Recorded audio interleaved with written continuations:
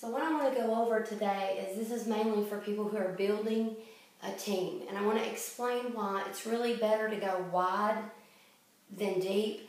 I also want to address the fact that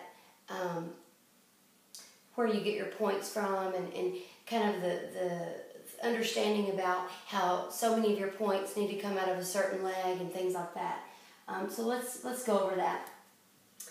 All right, so this is let's just say this is me. This is you, this is me. And I'm just drawing some lines here to show you that these can be, say, your level ones. These are your personal customers, the people that you personally sponsor into the business. And you know that you make 5 points. If you look at your compensation chart, you make 5 points on your levels 1 through 3. So your levels 1 through 3, you make 5 points.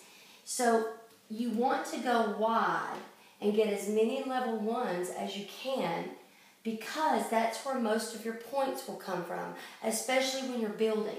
Here's what we call a runaway leg. And this is where, let's say, for example, I have a person who just took off with a business.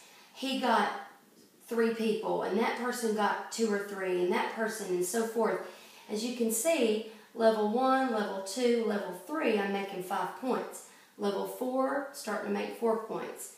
Level 5, I'm making 3 points. Level 6, I'm making 2 points.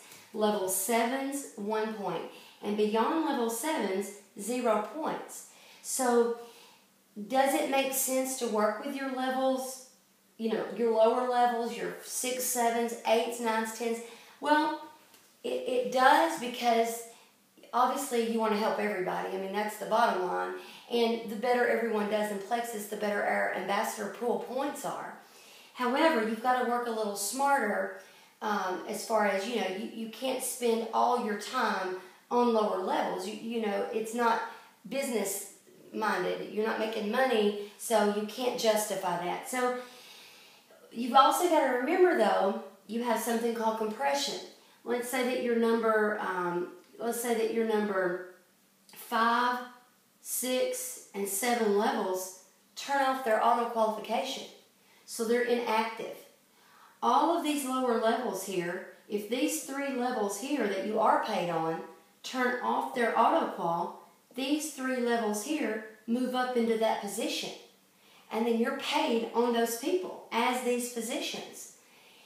And then if somebody here turns their auto qual back on, then everyone moves back down a position. So, I mean, I'm not one to say don't work with deeper levels. I've always worked with everybody. But I'm just saying you've got to watch where you invest your time, your money, your travel, things like that. So what can happen is if you have a runaway leg here and you're trying to get to a position, say you're trying to get to Ruby or Senior Ruby, and you've got all your eggs in one basket, then all your points are coming from this leg. Well, when this leg gets down to about here and it's still building, you know, you're not getting any points added. So you have got to get points from these other legs. So that's why it's important to build wide and then deep. I always want to make sure that I have at least 5 people on my level 1s through 3s, 1 and 2s really, that are moving up, that are building. So once I get some of my level 1s to, say, almost at senior gold, maybe senior gold level, then I'm always looking back and saying, okay, I've got to go find some more level 1s who want to do the business. So always bringing up people behind people. You know, when you have, say you've got 5 level 1s that are at senior gold and beyond, Ruby, senior Ruby, you need to keep working with them to get them to Emerald for sure. But you also have to work a little smarter and start looking out behind what's behind them. You know, do I have any more level 1s that haven't, you know, gotten going real good yet? Maybe they're silver, maybe they're not silver. Do any of them want to move up? If not, then you got to go get some more level 1s. Continually flowing, bringing new in and letting the old flow off. You are going to have attrition. You are going to have people that turn auto qual off. That is normal. That's healthy. Your attrition level rate should be at about 20%. So if you have 1,000 people on your team, 200 will probably have their auto qual off. That's just the way it is. If you have 10 on your team, 2 probably have it off. Very healthy. So it's okay. Life happens to people, and that's okay. So I hope this helps.